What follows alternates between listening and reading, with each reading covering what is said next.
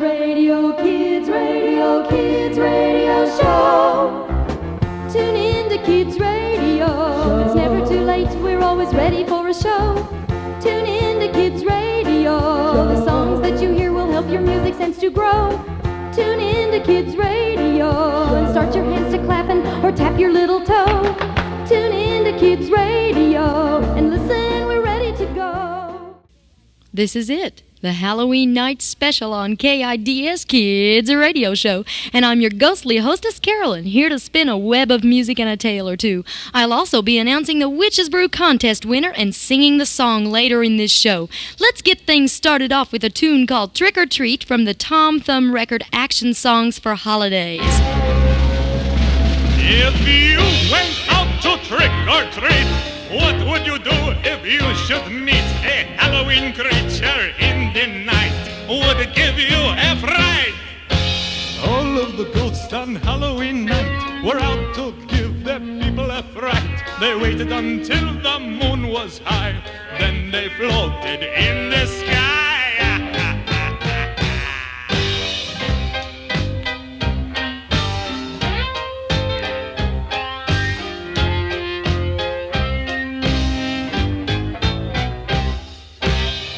The witches rode broomsticks. They looked for someone to scare with tricks. They waited until the people were out.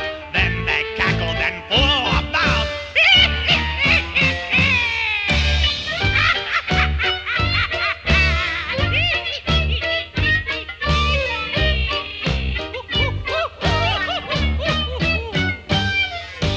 All of the creatures came to see the skeleton who rattled in front of a tree. They shook their bones and danced around and made a bony rattling sound.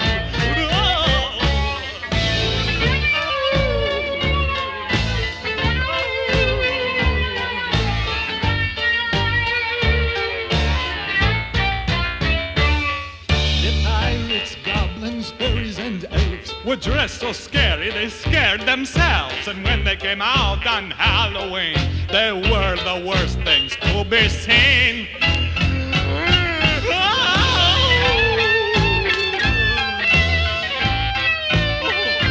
What was that? If you went out to trick or treat, what would you do if you should meet a Halloween creature in the night? Would it give you a fright? Ooh, that last song poses a good question. If you should go out to trick or treat, what would you do if you should meet a monster? Oh dear, you sound very much like a real one. My dear, you don't think I go around masquerading like this, do you? Well, I don't know. Hold on. He's not a real monster. He's just trying to imitate me. I'm real. This man is just a monster imposter. That's what he is. So then you're a real monster? Of course I'm real. You don't think I would talk like this for fun, do you? Where does he get that stuff? I thought I had a grotesque spare parts room. Oh my, here's another one. He's not real, I am. This is monstrous.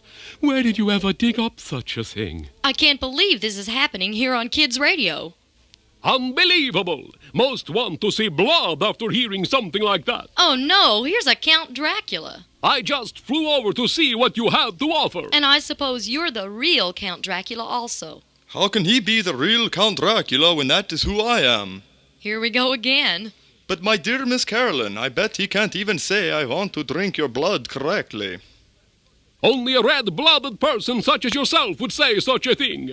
Neither of these Draculas are the true Transylvanians. Look into my eyes and you can see that it is I who is real. This is a case of dueling monsters.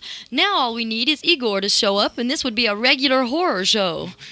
Did I hear someone call for me? I'm sorry I said that. It is I, Miss Carolyn, Igor. Let me scuttle over here by you. Well, that can't be. You don't even walk right for Igor. Here, watch how Igor walks. You see? If I were you, I'd save that for a dark and rainy night. Great. Now we have 3 dueling Igors. It's unbelievable. I never even heard of such a thing. It certainly is. You don't even crouch like Igor. What are you talking about, you faker? You aren't even drooling like I am when I walk. I can't understand what's going on. This is some kind of madhouse. You don't understand. He doesn't this know man's what come out he's of Wait a talking minute. about. He's Wait a out of his minute. mind. Wait just one Halloween minute! Tinfoil. That's better. Now, this is Halloween night, and as we all know, everyone likes to dress up as monsters on Halloween night, right? Right. And you all look very convincing as monsters tonight. But we all know that there's really no such thing as a real monster, right? Right? Right. Right. But that doesn't mean you can't have a lot of fun dressing up like monsters. Here, let me show you. Here. I'll hold up this big mirror so you can all see how good you look. Here. First, the Igors. See how good you all look? Yes, we look very good. That's a good Yes. scenario. She's gonna wear And it. now the Frankensteins. See how good you look. Yes, very You look convincing. Very fine. You know, I'd like to try that on an old girlfriend of mine. And now the Draculas. Look in the mirror. And now you must excuse me. I really must fly. Goodness! He flew right out the window as a bat. I wonder where he got that outfit. Oh, let me out of here. Look out. Get out of my way. This place is crazy. Well, Nuts! there they all go. No more dueling monsters. That just shows anything can happen on Halloween night.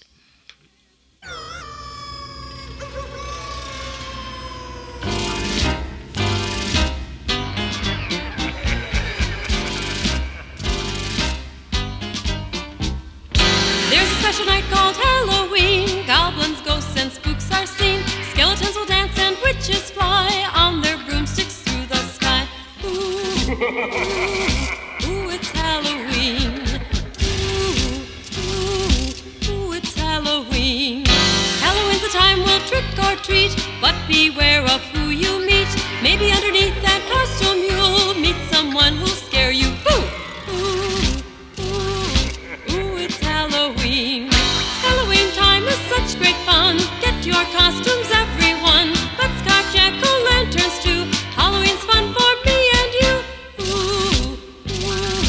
Ooh, it's Halloween.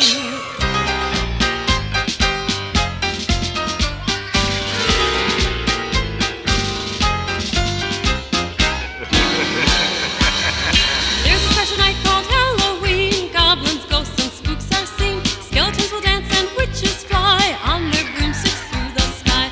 Ooh, it's Halloween.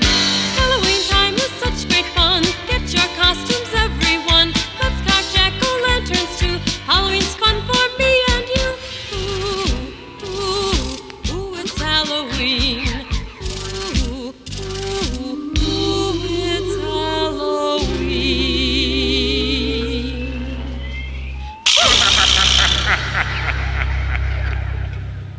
This is Halloween Night. And that last song was Halloween Night by Kathleen Lisinski from the Good Apple album, Look at the Holidays. I'll be right back with a spooky story after this. Here is a tale about a boy and a dare he took. It's from the Troll Record album, Scary Spooky Stories, and it's entitled The Dare.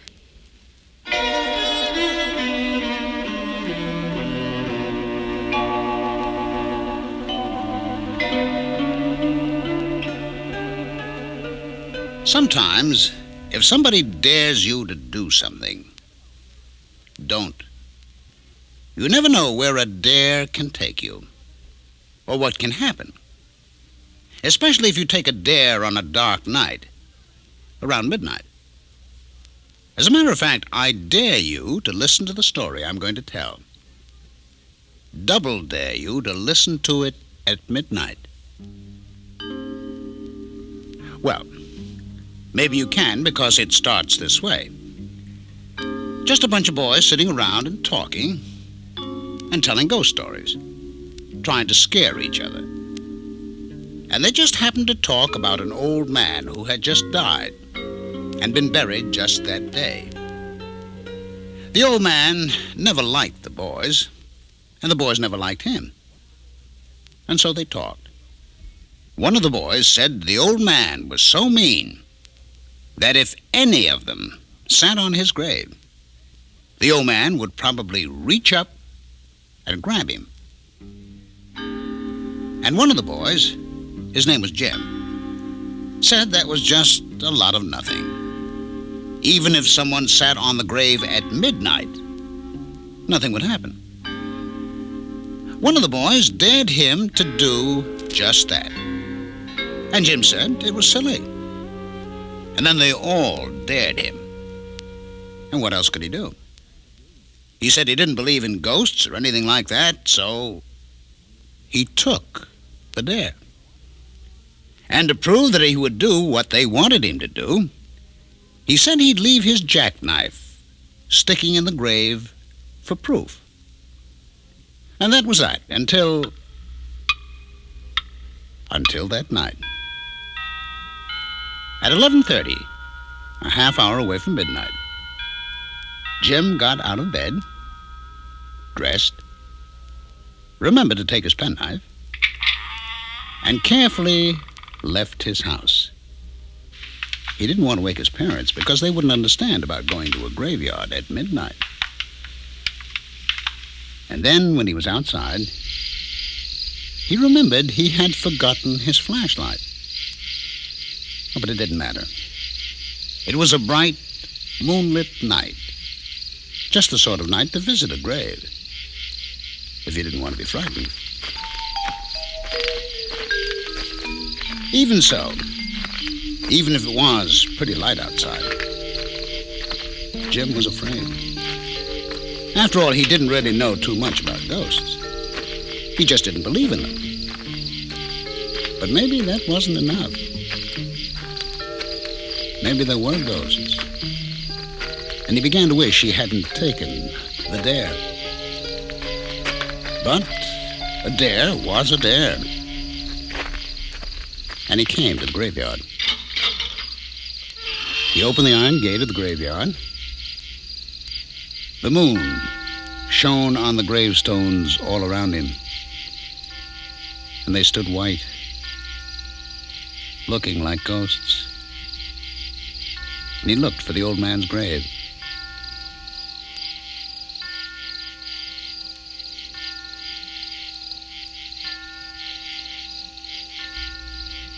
And just at midnight, he found it. He opened his jackknife, knelt down, and plunged it into the old man's grave.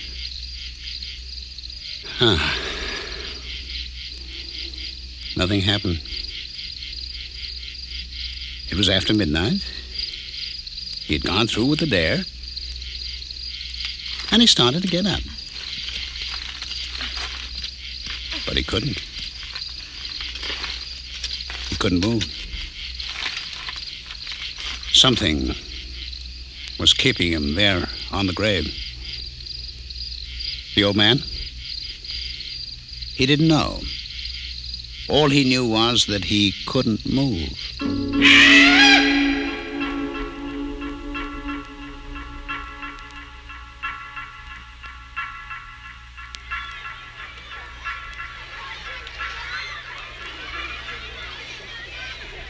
The next day, Jim didn't show up at school. His friends wondered where he was. Probably out too late. They laughed about that. But after school, they walked over to the graveyard to see if Jim had left his knife where he said it would be. They found the knife. And they found Jim lying on top of the old man's grave. He had plunged the knife through his own coat and had pinned himself to the ground. He couldn't move. He had died of fright.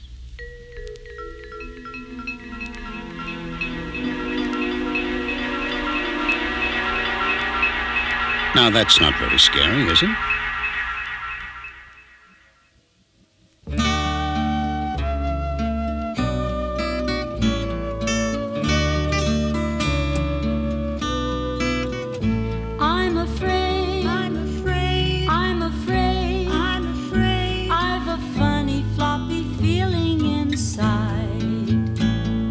Sometimes I want to run and hide when I'm afraid.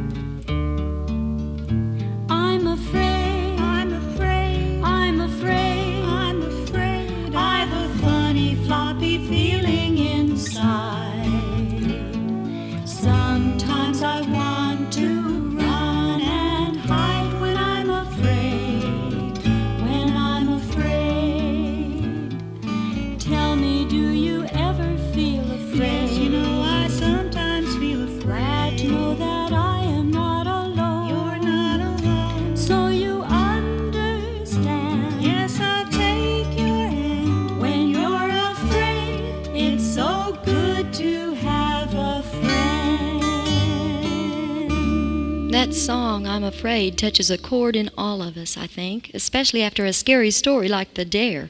But you know, we wouldn't be normal human beings if we didn't ever feel afraid. Fear is an emotion just like joy, anger, and sadness are emotions. Sometimes it's even fun to be scared, like on Halloween. By the way, that song was sung by Patty Zeitlin and Marsha Berman from their educational activities album, Won't You Be My Friend? It is good to know that you're not alone when you're afraid. Everyone has experienced fear one way or another. Now let's experience this message together. Hello, I'm back. Do you ever draw monsters? Well, I've got a good spooky tale for you, written, produced, and told by Kel Pickens of KIDS Kids radio show called The Boy Who Drew Monsters. Listen. Once there was a boy who drew monsters. Oh, he liked baseball, football, playing at recess, and he did his homework just like any normal little boy. But what he loved to do most of all was draw monsters. Every day he would get out his paper and his colored pencils and sit down and draw all sorts of scary and gruesome monsters. He drew lumbering green Frankensteins, snarling hairy brown werewolves, drooling white vampires, scaly yellow things from the swamps, and flying purple aliens with huge teeth from outer space. His mom and dad didn't get too concerned about their son's hobby of drawing monsters. After all, maybe he would grow up one day to become a professional artist. And they both agreed that the monsters were very realistic looking, since the little boy might work for days and days just on detailing one single monster. No, they didn't worry about him drawing monsters. One day, a man visited their house who was from some land far away. The little boy's father had met him on the college campus in town and asked him over for dinner. The man was rather quiet as they ate, but he occasionally would stare at the little boy at the end of the table. After dinner, the boy's father showed the man around the house. And when the man came to the little boy's room, he stopped and stared at the drawings of monsters hanging all over the walls. The boy's father explained that his son would dream up all these gruesome monsters before he drew them. And the man turned slowly and said to the little boy standing behind him, "If you can visualize something in your mind, then it does exist somewhere in the universe. And when you draw it, you come very close to bringing it into existence right here on this planet." The strange man thanked the parents for the meal and soon left. The boy's parents laughed about the odd comments of the man, but the little boy didn't laugh. He went to his room and drew more monsters. The following day, the boy's parents went to buy groceries, and it was a Saturday, and it was also Halloween. The little boy wanted to remain at home in his room, so his parents left without him. Once they were gone, the little boy laid on his bed and stared at the monsters hanging all over his room. And he thought about what the strange man had said last night. Maybe these monsters really do exist. I make them exist because I draw them, he thought.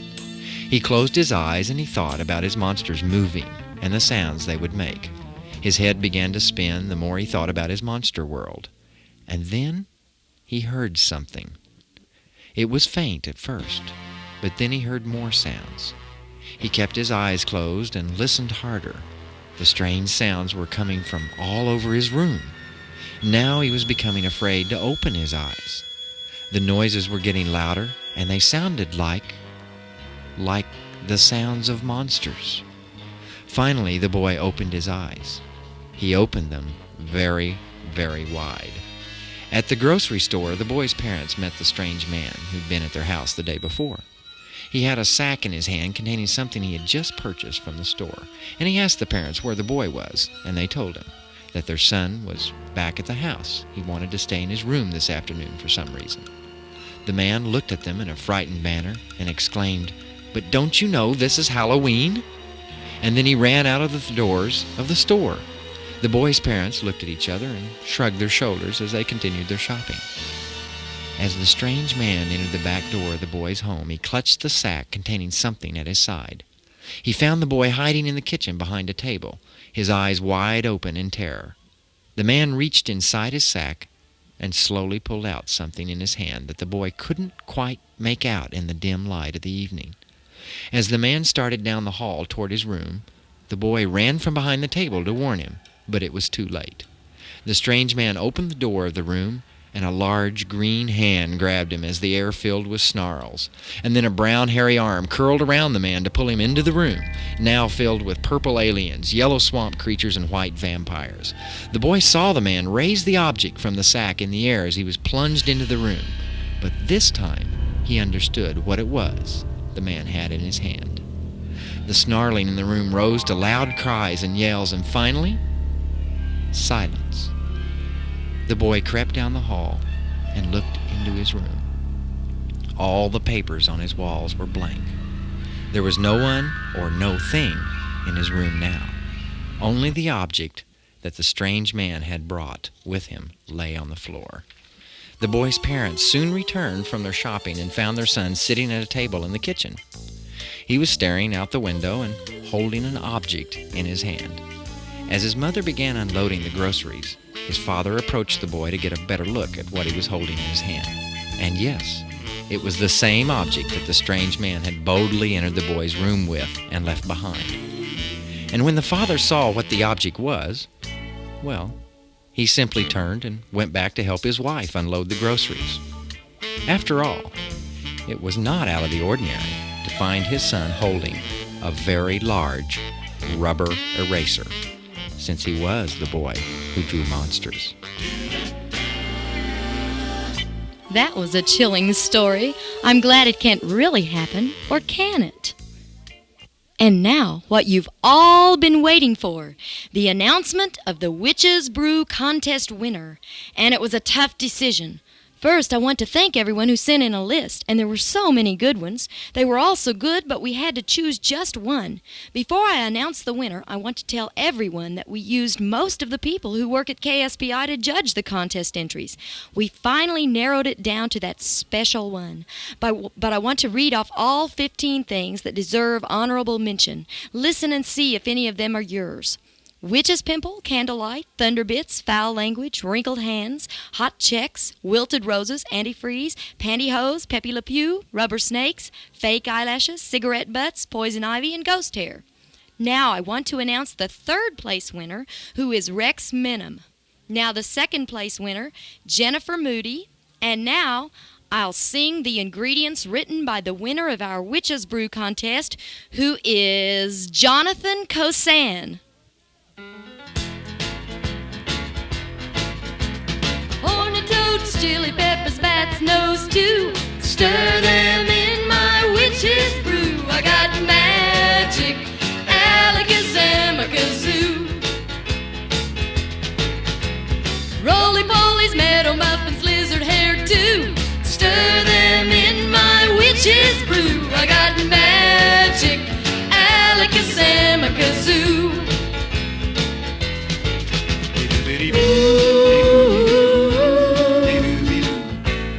Witch's brew.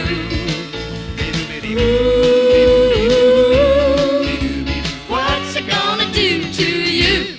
Woo. Cow flops, salamanders, big slop too. Stir them in my witch's brew. I got magic, alakazam-a-kazoo. Chicken feet, wiggly worms, Gatorade too. Stir them in my witch's brew. I got magic, alakazam-a-kazoo.